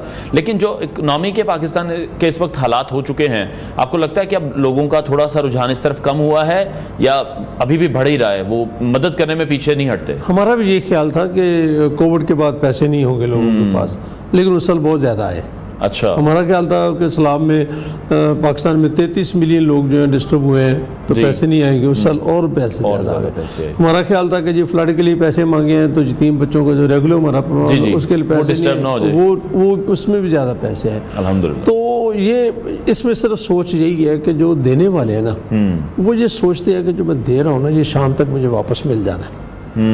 तो जब उन्हें ये यकीन होता भी है, और ये होता है बिल्कुल ऐसे ही है, तो उसमें उनकी मतलब वैसे तो कहते हैं जी 10-15 रीजंस हैं चैरिटी की, तो उसमें सबसे बड़ी रीज़न मेरे नज़दीक ये है कि जो देने वाला है ना, उसी के कहने पे देते हैं, और वही कहता है कि मैं 1 से 7 और 7 से 700 और उससे भी ज़्यादा आपको वापस कर दूँ। किसी शायद और इबादत के बारे में इस कदर फ़राख दिली से रब्बे कायनात का फरमान में नज़र नहीं आता, हो भी सकता है। लेकिन ये कि भी ये वो जो लोग हैं जो देने वाले हैं ना, उनके नज़दीक ये इशू नहीं होता। वो ये समझते हैं कि नहीं, मतलब ये कि भी हम ऐसे लोगों को ये चलता रहना चाहिए, ये इससे चलता, वो ये समझते हैं कि ये चलेगा तो मेरा काम चलेगा। और जब आप देना रोक देंगे तो फिर वो भी देना रोक देगा। बिल्कुल ऐसी। अच्छा, उन लोगों के लिए क्या पैगाम देना चाहेंगे? क्योंकि बहुत से ऐसे लोग हैं जो माली तौर पर तो चैरिटी नहीं कर सकते हैं, लेकिन वो किसी ना किसी सूरत में खिदमत फिर करना चाहते हैं, उसके लिए क्या वे आउट बनाए गए हैं? मुझे एग्जैक्टली तो नाम याद नहीं है, मेरा ख्याल टाटा फैमिली के किसी एक बड़े ने जो अब रिटायर हो गए हैं, तो उन्होंने एक फाउंडेशन बनाई, उसका नाम कुछ ऐसे है, एग्जैक्टली सॉरी माफ़ करें, फादरली उसका फाउंडेशन नाम रखा। तो उन्होंने ये काम किया कि जी के नौजवानों को ये कहा कि आपके पास कोई पैसे नहीं है, डजेंट मैटर, आपके मोहल्ले में 2 बूढ़े रहते हैं, 2 बूढ़ी औरतें रहती हैं, और उन जाएँ उनके साथ वक्त गुजारें। ठीक है। बेशुमार हॉस्पिटल्स के अंदर लोग मौजूद हैं जिनको कोई मिलने नहीं आता, आप ज़रा उनके पास वक्त गुजार लें। आपके मोहल्ले में बेशुमार बच्चे ऐसे हैं जो कहीं नहीं पढ़ने जा सके, आप उनको 2 घंटे के लिए घर में अपने पास बिठा लें। आप अपने इलाके के अंदर किसी भी जगह सफाई सुथराई के काम में मदद दे दें। कोई चैरिटी ऑर्गेनाइजेशन जैसे हमारी है, हमारे हज़ारों वॉलंटियर हमें दरकार हैं, आप हमारे पर तशरीफ़ लें कि जी मेरे पास ये वक्त है, मैं 4 घंटे के लिए आना चाहता हूँ, तो हमारे साथ काम करें। ठीक है। पैसा सिर्फ चैरिटी नहीं है, बिल्कुल, पैसे के अलावा बेशुमार। अब ये जो आपने वक्त दिया हमें न्यूज़ ने, तो ये बुनियादी तौर पर तो आपका कंट्रीब्यूशन है, ये कार्यकाल में आपका हिस्सा है। तो इस तरह से एक नहीं है, 20 ऐसे मकामात हैं जहाँ पर आप इसको कर सकते, बस सिर्फ सोच लें कि मुझे आज दिन में कोई ना कोई कार्य खैर जो है वो करना है। हमारे दीन में तो ये है कि जी मुस्कुराएं तब भी सदका है, अगर से पत्थर भी हटा दें तब भी सदका है। तो मतलब इसके लिए करोड़ों और अरबों की, और रब के हाँ जी नहीं जी, कोई सच्ची बात यह है कि उसको करोड़ों का इशू नहीं है, मेरे नज़दीक तो उसको फीसद का इशू होता है कि मैंने कितना दिया था, उसमें से कितने फीसद तुमने दे दिया है, मेरे नज़दीक तो ये होता है। ठीक है। अच्छा, अवामी खिदमत के अलावा जैसे से आपने भी कुछ सोशल इश्यूज़ का भी जिक्र किया है, तो समाजी मसाइल भी हल करने में साथ साथ उसके लिए भी कोई मरबूत जी ये बहुत बड़ा हमने पिछले 2-3 साल में जिसको सोशल अपलिफ्ट के नाम से या सोशल डेवलपमेंट के नाम से शुरू किया है, और वो चैरिटी के अलावा बहुत इंपॉर्टेंट है। मसलन एक इशू ड्रग्स का है। एक रिपोर्ट के मुताबिक पाकिस्तान में 1.25 करोड़ लोग ड्रग्स इस्तेमाल करते हैं, और उसमें से कोई 25 लाख के करीब खवातीन है। अब हमारी यूनिवर्सिटीज़ के अंदर ये उनकी रिपोर्ट्स हैं, सरकार की रिपोर्ट्स हैं, मेरी नहीं है। और ये वेप्स के नाम से, और मुझे तो नाम भी नहीं आते, अब हर मोहल्ले में कोई दुकानें खुल रही हैं, वरना पुराने कानून के मुताबिक स्कूल कॉलेज से इतने फासले के तक आप सिगरेट की दुकान भी नहीं खोल सकते थे, नाबालिग बच्चे को आप सिगरेट बेच नहीं सकते थे, ये कानून अब भी मौजूद है। हमने इस इशू को भी मिसाल के तौर पर टेकअप किया है। ठीक है। इसके लिए हम 2 काम कर रहे हैं। पहला काम हम ये कर रहे हैं कि हमने अवेयरनेस कैंपेन शुरू की है बच्चों में, और उनको पॉजिटिव एक्टिविटीज़ में लाने के लिए 15 क्लब बनाए, मसलन एडवेंचर क्लब बनाया, स्पोर्ट्स क्लब बनाया, डिबेटिंग क्लब बनाया, लिटरेचर का क्लब बनाया, और ये हेरिटेज का क्लब बनाया, एनिमल राइट्स के क्लब बनाए, ताकि और बच्चों को कोई पॉजिटिव एक्टिविटी दें, और अभी भी वो उसमें कर रहे हैं। और दूसरा ये रिहेबिलिटेशन सेंटर्स हैं, तो जो कि बहुत ही मुश्किल काम है, मुश्किल तरीन काम है।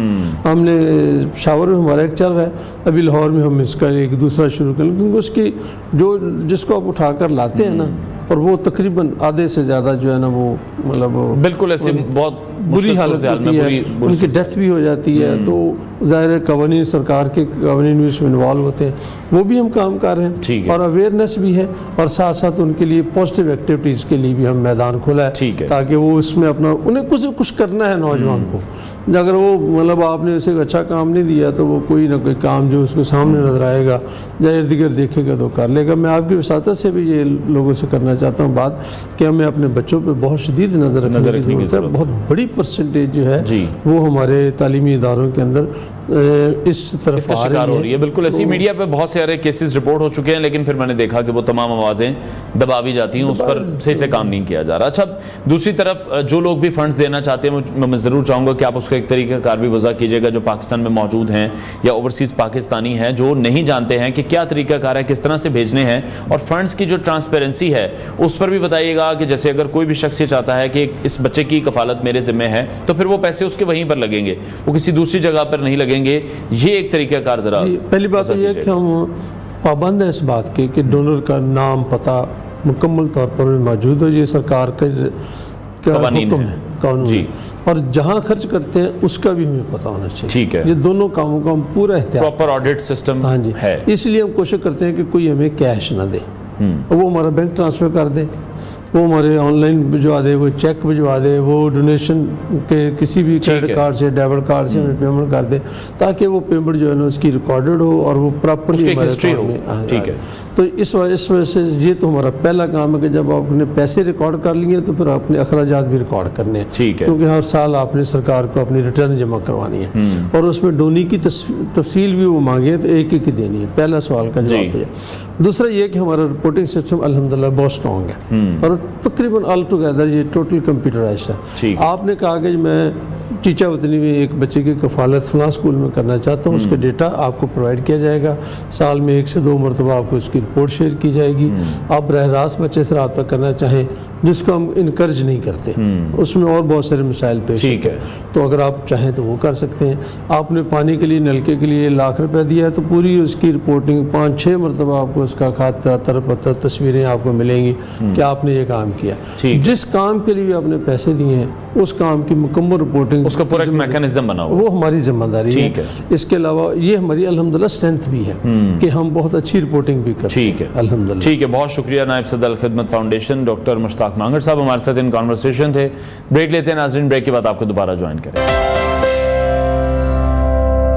Welcome back to New Pakistan. नाज़रीन, अमेरिकन रियासत कैलिफोर्निया में एक मुनफरिद और दिलचस्प मुकाबले का इनेकाद किया जा रहा है जिसका नाम है सर्फ डॉग सर्फाथॉन। ये मुकाबला कुत्तों की सर्फिंग का सालाना इवेंट है जिसमें न सिर्फ मुख्तलिफ नस्लों के कुत्ते हिस्सा लेते हैं बल्कि ये एक बड़े पैमाने पर अवामी तफरीह का जरिया भी बनता है। ये कुछ मनाजिर हैं जो इस वक्त आप हमारी स्क्रीन पर देख रहे हैं। बड़े ही दिलचस्प और हैरत अंगेज ये मनाजिर हैं जिसमें कुत्ता आपको सर्फिंग करता हुआ दिखाई दे रहा है, जिसके लिए शायद इंसानों को बड़ी मेहनत करनी पड़ती है, बड़ी प्रैक्टिस करनी पड़ती है। तो इस मुकाबले का जो मकसद है वो न सिर्फ लोगों को महसूस करना है बल्कि जानवरों की फलाह बहबूद के लिए फंड जमा करना भी है। सर्फ डॉग सर्फाथॉन के नाम से होने वाला ये दिलचस्प मुकाबला रवां माह की 8 तारीख को कैलिफोर्निया के इलाके डेल माह के डॉग बीच पर मुनक्किद किया जाएगा। डॉग बीच एक ऐसा नायाब साहिल है जिससे जहां पर हम देख रहे हैं कि कुत्तों को आज़ादाना घूमने और लहरों का मजा लेने की इजाज़त दी जाती है। ये मुकाबला हेलनवुड वर्ल्ड एनिमल सेंटर की जानिब से मुनक्किद किया जा रहा है जो कि एक मारूफ जानवरों की फलाही तंजीम है। इस तंजीम का जो मकसद है वो जानवरों के हुकूक के लिए शऊर बेदार करना है और फंड जमा करना है ताकि पालतू और दीगर जानवरों की मदद की जा सके। इस मुकाबले में शिरकत करने वाले कुत्ते अपने मालिकान के साथ सर्फिंग की भरपूर तैयारी भी कर रहे हैं जो कि इस वक्त आप हमारी स्क्रीन पर भी मुलाहिजा कर रहे हैं। सर्फिंग के दौरान कुत्तों की हिफाजत को यकीनी बनाने के लिए खुसूसी तौर पर जो सॉफ्ट सर्फिंग बोर्ड्स हैं, फ्लोटेशन डिवाइसेस हैं और हिफाजती गाइडलाइंस हैं उनका भी ख्याल रखा जा रहा है। इसके साथ साथ कुत्तों को सर्फिंग की मुख्तलिफ टेक्निक्स भी सिखाई जा रही हैं ताकि वो समंदर की मौजों पर बेहतरीन कारकर्दगी दिखा सकें। सर्फ डॉग सर्फाथॉन का इनेकाद 18 साल से मुसलसल किया जा रहा है और हर साल ये मुकाबला न सिर्फ लोगों को तफरीह फराहम करता है बल्कि इसके जरिए जानवरों की फलाह बहबूद के लिए फंड्स भी जमा किए जाते हैं। ये फंड्स हेलनवुड वर्ल्ड एनिमल सेंटर के मुख्तलिफ प्रोजेक्ट्स में इस्तेमाल होते हैं जो जानवरों की देखभाल, इलाज और पनाह देने जैसे अहम कामों के लिए वक्फ हैं। सर्फ डॉग सर्फाथॉन सिर्फ कैलिफोर्निया नहीं बल्कि दुनिया भर में मशहूर हो चुका है और ये एक ऐसा इवेंट है जो कि लोगों को महसूस कर रहा है और साथ ही साथ जानवरों की फलाह बहबूद के लिए शऊर भी बेदार करता है। इस साल का जो मुकाबला है ये भी यकीनन गुज़श्ता सालों की तरह यादगार साबित होगा और कुत्तों की महारत और उनके मालिकान की मेहनत को दाद देने के लिए बड़ी तादाद में लोग इस इवेंट का हिस्सा भी बनेंगे जो आपके साथ शेयर करेंगे जो कि जापान से आई है। जी हाँ, जापानी हुकूमत ने एक मुनफरिद और दिलचस्प इकदाम किया है ताकि टोक्यो की गैर शादीशुदा लड़कियों को देही इलाकों में शादी की तरफ माइल किया जा सके। ये मनसूबा देही इलाकों में खवातीन की कम होती तादाद को बढ़ाने और टोक्यो में रहायश पजीर लड़कियों के देही इलाकों की तरफ मुतवज्जो करने के लिए है। जापान टाइम्स की रिपोर्ट के मुताबिक जापानी हुकूमत ने देही इलाकों में शादी करने वाली लड़कियों के लिए एक खुसूसी मनसूबाबंदी शुरू की है। इस इकदाम का मकसद देही इलाकों में खवातीन की कम होती तादाद को मद्देनजर रखते हुए देही मर्दों से शादी के जरिए खवातीन की तादाद को बढ़ाना है। जापानी हुकूमत पर उम्मीद दिखाई दे रही है कि इस इकदाम से टोक्यो में रहायश पजीर जो लड़कियां हैं उनके देही इलाकों की तरफ मुतवज्जा होने में मदद मिलेगी जिससे देही इलाकों में खवातीन की आबादी में इजाफा होगा। और यह मनसूबा साथ ही साथ इस बात को यकीनी बनाने के लिए है कि खवातीन को देही इलाकों में मुंतकली के लिए भी तरकीब दी जाए। जापान की हुकूमत देही इलाकों में शादी करने वाली लड़कियों के मैच मेकिंग इवेंट्स के सफरी अखराजात खुद उठाएगी और देही इलाकों में हिजरत कर जाने वाली खवातीन को इजाफी माली मराद भी फराहम की जाएंगी। ये सिर्फ मुफ्त में नहीं किया जा रहा, उन्हें तमाम फैसिलिटीज़ दी जाएंगी। रिपोर्ट के मुताबिक टोक्यो से देही इलाकों में मुंतकिल होने वाली लड़कियों को 7,000 अमरीकी डॉलर दिए जाएंगे जो कि यकीनी तौर पर बहुत बड़ी अमाउंट है। पाकिस्तान में अगर हम इसका कन्वर्जन करते हैं तकरीबन 20 से 21 लाख रुपए ये बनते हैं और ये रकम उन्हें देही इलाकों में शादी और जिंदगी गुजारने के लिए मदद फराहम करने के लिए मुख्तस की गई है। टोक्यो के सरकारी एहलकारों ने मीडिया से भी बात की और उन्होंने कहा कि बहुत से लोग शादी में दिलचस्पी तो रखते हैं लेकिन वो अपना साथी तलाश करने में भी नाकाम रहते हैं। इसके साथ साथ उन्हें यह भी देखना है कि किस तरह से अपने अखराजात पूरे करने हैं, तो इसमें हुकूमत उनकी माली मुआवनत करेगी। इस मनसूबे के तहत हम उन अफराद की मदद करना चाहते हैं ताकि वो अपने लिए मुनासिब साथी तलाश कर सकें। जापान को हम देख रहे हैं एक बड़े आबादियाती चैलेंज का भी सामना है जिसके तहत जापान की शरह पैदाइश अब तक की कम तरीन सतह पर पहुंच चुकी है। गिरती आबादी और अफरादी क़ुव्वत की कमी के असरात से निपटने के लिए जापानी हुकूमत ने मुख्तलिफ इकदाम उठाए हैं जिनमें यह मनसूबा भी शामिल है और ये इकदाम न सिर्फ देही इलाकों की आबादी बढ़ाने में मददगार साबित होगा बल्कि इससे देही इलाकों में जिंदगी के मयार को भी बेहतर बनाया जाएगा। जापान की इस कोशिश की मदद से शायद दीगर ममालिक भी ऐसे मुनफरिद इकदाम पर गौर करना शुरू कर दें। ब्रेक लेते हैं नाजरीन, ब्रेक के बाद आपको दोबारा ज्वाइन करें। Welcome back to New Pakistan. अब कुछ बात करेंगे मुल्की सियासत के हवाले से। गवर्नर खैबर पख्तूनख्वा फैसल करीम कुंडी ने एक बार फिर से वजीर आला अली अमीन गंडापुर से एतमाद का वोट लेने का मुतालबा किया है और ये मुतालबा उस वक्त सामने आया है जब सूबे की सियासी फ़ज़ा में बेचैनी और दम इस्तेहकाम के आसार नुमायां हैं। गवर्नर ये कहते हुए हमें दिखाई दे रहे हैं कि मीडिया से गुफ्तगू उन्होंने की और कहा कि वज़ीर आला अली अमीन गंडापुर, जो कि 2/3 अक्सरियत रखने का दावा करते हैं, अपनी ही असेंबली में जाने से कतरा रहे हैं। इस बयान से सूबे की हुकूमत पर दबाव बढ़ गया है और ये सवालात पैदा हो रहे हैं कि क्या वज़ीर आला को अपनी अक्सरियत पर वाकई एतमाद है या नहीं। फैसल करीम कुंडी ने सूबाई काबीना में हालिया रद्दोबदल पर भी तनकीद की और कहा कि अगर ये मेंबरान करप्ट या नाअहल हैं तो अवाम को इसकी वजूहात बताई जाएं। उन्होंने इस बात पर भी जोर दिया कि काबीना में होने वाली तब्दीलियों की तहकीकात की जा रही हैं और इस बात का जायजा लिया जा रहा है कि ये तब्दीलियाँ किस मकसद के तहत की गई हैं। गवर्नर ने सरकारी जामियात की बदतर हालत पर भी अपनी तशवीश का इजहार किया और कहा कि सूबाई हुकूमत की जानिब से जामियात की अराजी फरोख्त की जा रही है, जबकि उनकी हालत बेहतर बनाने के लिए खातिर खा इकदाम नहीं किए जा रहे। दूसरी जानिब हम देख रहे हैं कि बलूचिस्तान नेशनल पार्टी मिंगल के सरबराह सरदार अख्तर मिंगल ने कौमी असम्बली की रुकनीत से अपना इस्तीफ़ा वापस लेने के हुकूमती दावे को मुस्तरद करते हुए कहा है कि उनका इस्तीफ़ा वापस लेने का कोई इरादा नहीं है। उन्होंने कहा कि वो बलूचिस्तान के मसाइल पर हमेशा आवाज़ उठाते रहे हैं और उनका इस्तीफ़ा इसी जद्दोजहद का हिस्सा है। ये तमाम तर सूरत हाल खैबर पख्तूनख्वा और बलूचिस्तान की सियासी फ़ज़ा में बढ़ती हुई बेचैनी और अदम इस्तेहकाम को जाहिर करती है, जहाँ एक तरफ गवर्नर की जानिब से वज़ीर आला पर एतमाद के वोट का दबाव है और दूसरी जानिब बलूचिस्तान के मसाइल के हल के लिए की जाने वाली जद्दोजहद में मजीद पेचीदगियां भी सामने आ रही हैं। इस हवाले से मजीद बात करेंगे। सीनियर तजियाकार माजिद निज़ामी साहब ने हमें ज्वाइन किया है। निज़ाम साहब, बहुत शुक्रिया आपके वक्त के लिए। गवर्नर खैबर पख्तूनख्वा फैसल करीम कुंडी जिस तरह से बार बार एतमाद के वोट के मुतालबे के पीछे हैं, आपको क्या लग रहा है इसके क्या सियासी मुहरिकात हो सकते हैं? जी बहुत शुक्रिया। मुझे तो ऐसे लगता है कि ये सूबे के अंदर मौजूद अपोजिशन और हुकूमत की सियासी बयानबाजी और गर्मा गर्मी का ही एक सिलसिला है। उसकी वजह यह है कि खैबर पख्तूनख्वा में चूंकि तहरीक इंसाफ की मजबूत हुकूमत है, जिसके पास अरकान की तादाद सादा अक्सरियत से कहीं ज्यादा है, तो इसलिए वफाक ने और अपोजिशन की जमातें जो सूबे में है, उन्होंने फैसला किया कि यहाँ पर एक ऐसा गवर्नर अपॉइंट किया जाए कि जो वज़ीर आला को टफ टाइम दे सके और ऑपोजिशन जो सूबे की ऑपोजिशन है वो सूबे की हुकूमत के सामने खड़ी हो सके, क्योंकि असम्बली के अंदर तो उनके पास इतने नंबर्स नहीं है। तो इसलिए फैसल करीम कुंडी की जानिब से जब इस तरह के धुआंधार बयानात आते हैं तो मेरा ख्याल है कि उसका असम्बली के नंबर्स से ज्यादा सियासी सिचुएशन से ताल्लुक होता है। और इसके अंदर इम्पोर्टेंट बात यह है कि अली अमीन गंडापुर का नाम वजीर आला के लिए बानी पीटीआई इमरान खान की जानिब से आया था और उन्हीं की एतमाद की वजह से वो इस वक्त वजीर आला खैबर पख्तूनख्वा है। अब इस सारी सूरत हाल में देखना यह है कि ऐसा क्या हुआ है खैबर पख्तूनख्वा में जिसकी वजह से उन्हें एतमाद का वोट लेना चाहिए। ये बात बिल्कुल दुरुस्त है कि गवर्नर किसी भी वक्त ये बात कर सकता है, लेकिन क्या जमीनी हकायक उस बात की तस्दीक करते हैं या नहीं, इस पे हम नजर डाल लेते हैं। उसकी वजह यह कि खैबर पख्तूनख्वा असम्बली के अंदर मुस्लिम लीग नून हो, पीपल्स पार्टी हो, जमीयत उलमा इस्लाम फजलुर रहमान हो, इनका नंबर इतना ज्यादा नहीं है और कंफर्टेबली 100 के आसपास ऐसे लोग हैं जो तहरीक इंसाफ के साथ मुंसलिक हैं। और इस वक्त खैबर पख्तूनख्वा में हमें इतना बड़ा कोई फॉरवर्ड ब्लॉक भी तहरीक इंसाफ में नजर नहीं आता। शकील खान को हटाया गया है, जुनेद अकबर जो है वो नाराज हैं, शानदाना गुलजार साहिबा के इख्तलाफात भी सामने आते रहते हैं, लेकिन इस सब के बावजूद असम्बली के अंदर कोई इतना बड़ा नंबर नहीं है कि जो बागी हो चुका हो या जिसने इमरान खान को जाके शिकायत लगाई हो और इमरान खान का कोई ऐसा मूड बन रहा हो कि जिसमें वो अली अमीन गंडापुर को तब्दील करना चाहते हैं। तो इसलिए जब हम पूरी सियासी सूरत हाल को देखते हैं और सूबे में नंबर्स को देखते हैं और फॉरवर्ड ब्लॉक्स की जो मैनेजमेंट है उसको देखते हैं तो पता चलता है कि ये महज एक सियासी बयान है और अगर इसके अंदर उन्हें एतमाद का वोट लेना भी पड़ा तो वो बआसानी ले सकते हैं। ठीक है, इसका मतलब फिर यही है कि अली अमीन गंडापुर की जो हुकूमत है उसको इस वक्त सियासी तौर पर तो कोई खतरा नहीं है, लेकिन दूसरी तरफ जैसे हमने देखा कि सूबाई काबीना में तब्दीलियां की गई हैं, उस पर आप क्या देख रहे हैं? जो गवर्नर हैं उनके जो सवालात हैं वो फिर वो कितने जायज़ हैं? क्या इससे हुकूमत की जो कारकर्दगी है इस पर भी कोई मनफी असर पड़ सकता है?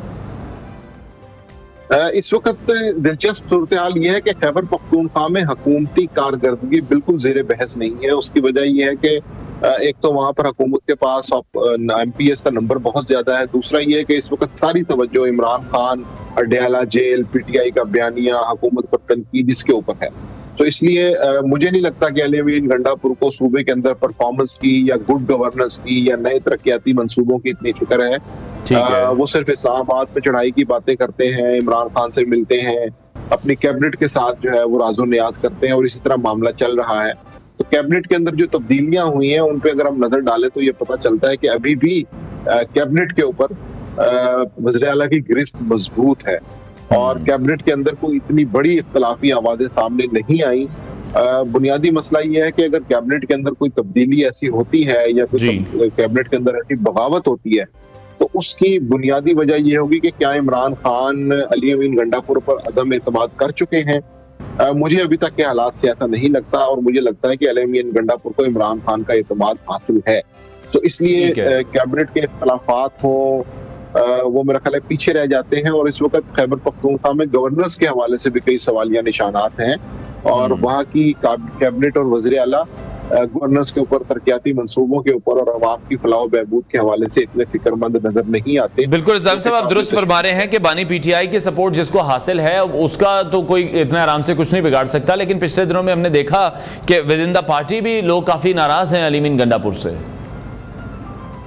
जी बिल्कुल, ये नाराजगी मौजूद है। जिस तरह हमने बात की कि शेर अफजल मरवत हो, शानदाना गुलजार हो, शकील खान हो, इस तरह के दूसरे नाम जुनेद अकबर हो, ये सब लोग गाहे गाहे अपने राय का इजहार करते रहते हैं। लेकिन जब हम असम्बली के स्कोर कार्ड पे नजर डालते हैं तो वहां पर तकरीबन 140-150 के आसपास एमपीएज हैं कि जिनका वोट मैटर करता है और उसके अंदर से अक्सरियत बल्कि 2/3 मेजॉरिटी तहरीक इंसाफ की है। तो जब हम असम्बली के अंदर की सिचुएशन को देखते हैं तो वहां से हमें कोई ऐसी रिपोर्ट या ऐसी कोई शवाहिद सामने नहीं आते कि जिनकी बुनियाद पे हम ये कह सकें कि अली अमीन गंडापुर किसी मुश्किल में है। तो बिल्कुल तनकीद उन पे होती है, उनसे लोग इख्तलाफ करते हैं, लेकिन ये मामला इतना नहीं बढ़ा कि उन्हें अपनी कुर्सी की फिक्र पड़ जाए और वो इस चीज के लिए फिक्रमंद हो कि अब वो वज़ीर आला नहीं रहेंगी। तो ये मामला बिल्कुल मेरा ख्याल है कि अभी हल्की आंच पे हैं, मुकम्मल तौर पर सियासी मामला हमें दिखाई दे रहे हैं।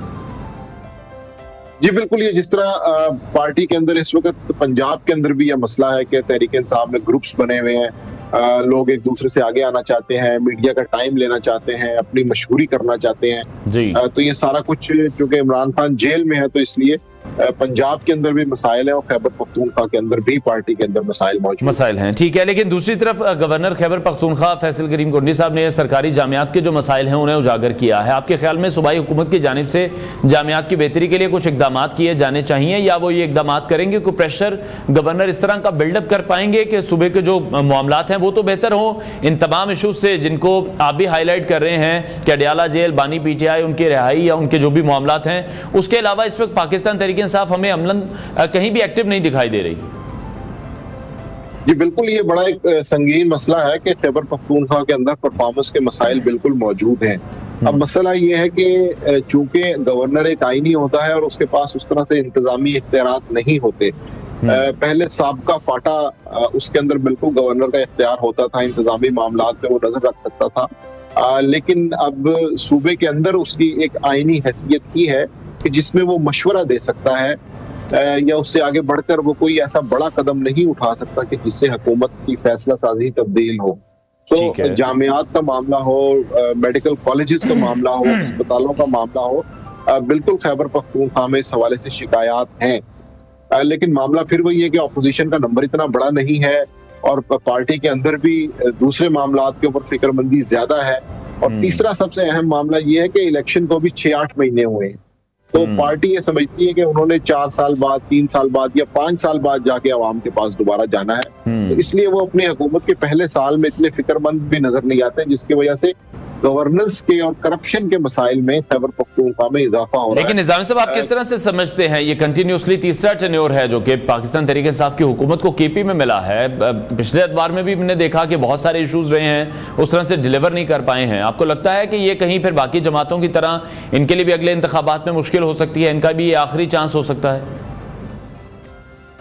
देखिए, चूंकि खैबर पख्तूनख्वा में इस वक्त एक बयानिए की बुनियाद पे वोट डाला गया है, परफॉर्मेंस की बुनियाद पे वोट नहीं डाला गया।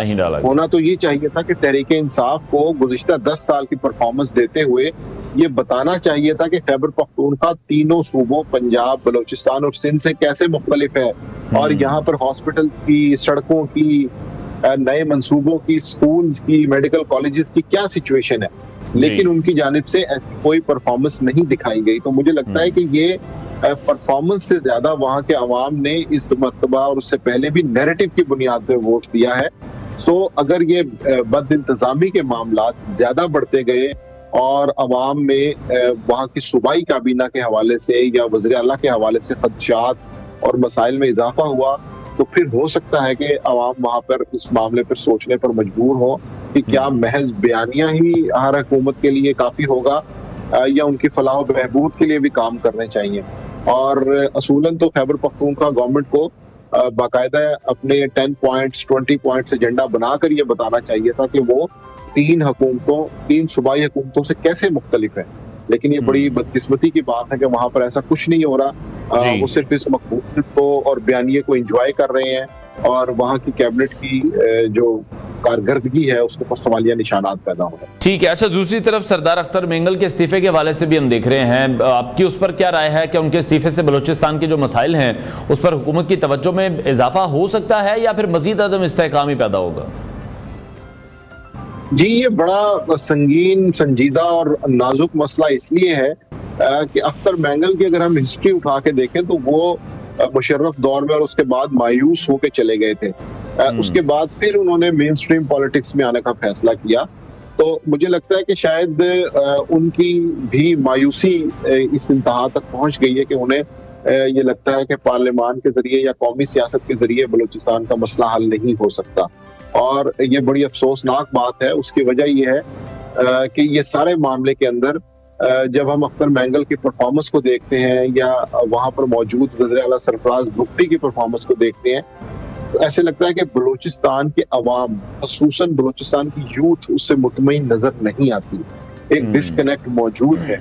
और अभी भी हमने ये देखा कि ये जितने भी मसाइल वहां पर मौजूद हैं, अलहदगी की तहरीक है, दहशतगर्दी है, ये सारा मामला अब कबायली रवायती सरदारों के हाथ से निकल चुका है और इसके अंदर मिडिल क्लास और लोअर क्लास जो नौजवान हैं वो शामिल हो चुके हैं।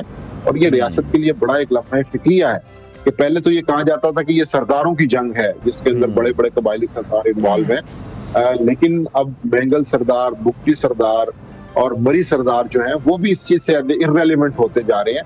तो बहरहाल ये एक संगीन मसला है कि जिसके अंदर हमें बलूचिस्तान के न्यूट्रल लोगों को सामने लेके आना चाहिए। अब्दुल मालिक बलोच की हमारे सामने मिसाल मौजूद है कि उनके दौर के अंदर इस मामले पे खासी पेशरफ्त हुई, ये चीजें ठीक हो गई, एक सिम्त, एक डायरेक्शन मुतय्यन हो गई कि मुज़ाकरात करने हैं, चीजों को आगे लेके जाना है।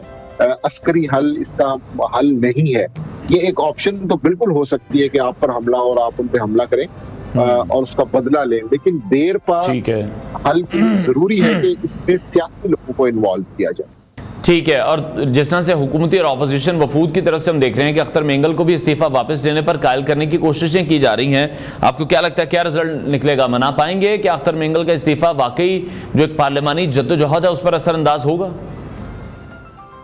अभी मेरा ख्याल है कि ये मामला कबल अज वक्त इसलिए होगा कि कुछ अमली इक़दामात करने की ज्यादा जरूरत है बलूचिस्तान में। अगर कोई प्रैक्टिकल इम्प्लीमेंटेशंस होंगी तो हो सकता है कि उसके बाद अख्तर मेंगल अपना फैसला वापस लेने पर सोचें, लेकिन अगर अमली इक़दामात के बगैर उनसे ये तवक्को रखी जाए कि वो इस तरह का कोई फैसला करेंगे तो मुझे इस सूरत हाल में खासा मुश्किल लगता है। उसकी वजह यह है कि हमने देखा कि पीपल्स पार्टी का वज़ीर आला वहां पे मौजूद है। सरफराज भुट्टी पीपल्स पार्टी में अगरचे 2-4 महीने पहले ही आए, लेकिन वो उनके वज़ीर आला है। मौलाना फजलुर रहमान पहली दफा बलूचिस्तान से जीत के वहां पर आए हैं। मियां नवाज शरीफ एक दफा वहां पे गए, उन्होंने वहां पे पार्टी में अपने बहुत से लीडरान को शामिल किया, उसके बाद उन्होंने मुड़कर नहीं देखा। तो ये 3 बड़े जो सियासी रहनुमा हैं, इनकी सिचुएशन हमारे सामने है। तो अगर हम ये देखें कि मसले की संगीनी बढ़ चुकी है तो इन्हीं लीडर्स को, सदर आसिफ अली जरदारी को चाहिए कि वो अपने वज़ीर आला को कहें कि इस सारे मामले को बेहतर तरीके से डील किया जाए, क्योंकि उनके बारे में ये कहा जाता है कि वो मुफाहमत की जानिब उनका ज्यादा रुझान है। तो इसलिए बलूचिस्तान में अस्करी हल एक ऑप्शन तो बिल्कुल हो सकती है और ये साथ साथ बिल्कुल जारी रहना चाहिए कि जो भी बेगुनाह वहां पे मर रहे हैं उनका बिल्कुल हिसाब, उनको तहफ़्फ़ुज़ फराहम किया जाए। बिल्कुल एक देर पा और मुस्तकिल हल के लिए बहरहाल आपको कुछ ना कुछ बात करनी पड़ेगी, वहां के लोगों की नाराजगी को दूर करना पड़ेगा, उनकी महरूमियों पे बात करनी पड़ेगी। अगर हम बलूचिस्तान असम्बली पे नजर डालें तो हमें पता चल जाता है कि वहां पर कितने सरदार हैं और कितने मिडिल क्लास के लोग मौजूद हैं। यहीं से हमें उस महरूमी का पता चलता है कि जिसकी वजह से बलूचिस्तान की यूथ डिस्कनेक्ट करती है अपने आप को, और वो ये समझती है कि शायद उनके साथ दुरुस्त सलूक नहीं हो रहा। ठीक है। दूसरी तरफ निज़ाम साहब एक और अहम मामला भी है, हमने देखा कि कुछ दिन कबल ही वज़ीर आला मरीम नवाज शरीफ और नवाज शरीफ साहब दोनों ने मिलकर पंजाब की जो आवाम है उनके लिए एक रिलीफ का ऐलान किया था। उस रिलीफ पर जब सबसे पहले तहफ़्फ़ुज़ात थे वो पाकिस्तान पीपल्स पार्टी के थे कि पंजाब की आवाम को अगर रिलीफ दिया जा रहा है तो जो सिंध के लोग हैं वो यकीनी तौर पर पाकिस्तान पीपल्स पार्टी की अहलियत काबिलियत पर भी सवाल उठाएंगे। लेकिन फिर दूसरी तरफ हमने देखा कि IMF ने सख्ती से मना कर दिया कि किसी किस्म का रिलीफ नहीं दिया जा सकता। 37 माह का एक प्रोग्राम है जिसमें इस वक्त पाकिस्तान मौजूद है और उस प्रोग्राम में रहते हुए कोई भी सूबाई हुकूमत किसी किस्म का रिलीफ आवाम को नहीं दे सकते हैं। ये तमाम चीज़ें क्या पहले हुकूमत पंजाब के इल्म में नहीं थी? किस तरह से डिसीजन ले लिया गया? वफाकी हुकूमत को, वज़ीर ख़जाना को क्या ऑन बोर्ड नहीं लिया गया इन तमाम चीज़ों पर? जी बिल्कुल, ये मामला ज़ेरे बहस नहीं आया था, जिसकी वजह से इस पर तनकीद हुई और एक अदम तवाज़ुन का एहसास भी हुआ। अगरचे अगर हम फिगर्स पे नजर डालें तो अगर पंजाब ने 50 अरब रुपया मुख्तस किया है तो अगर सिंध के अदाद शुमार को सामने रखें तो ये 15 से 20 अरब रुपए में वो ये रियायत या सहूलत दे सकते थे। लेकिन बुनियादी मसला फिर वही है कि पाकिस्तान के मसाइल